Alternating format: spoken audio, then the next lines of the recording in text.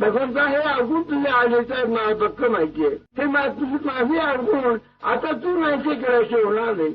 आता माझा अवगुण मला काढून टाकता येत नाही म्हणून तुला मी आता शरण आलो आणि तुझ्या येणारे माझे अवगुण हे परमात्मा तू दूर कर. हे करून याचं मागावं दुसरं काय सांगणार. माझ्या आईवर ते करताय भगवंत खरंच वाट पाहतो. कोणतरी असं मला भेटेल का जो माझ्याकडे म्हणून मला माझा गुण राहील असं पाहतो. पण आमचे अवगुणच आमची इतकी बरोबर आहेत की भगवंताकडे नाही यायचं आम्हाला. पण ते अवगुण आहेत त्याची जाणीव आम्हाला कुठे होतीये. आमचे अवगुण आम्हाला गुणच वाटतंय जरी अवगुण असे जरी ते गुण असं वाटणं तो मग सुधारणा कसा. ज्याला अवगुण माझ्या अंगात आहे असं वाटलं ना त्याला तरी नाही परिचय पडणार.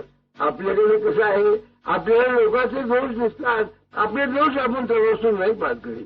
आपल्याकडे जर आपण दोष पाहू लागलो ना तर असं वाटेल आपल्याला आश्चर्य वाटेल आपल्या मनात धक्का असा असेल आणि इतके अवगुण माझे असताना परमात्मा कृपा कशी करील महाराजा.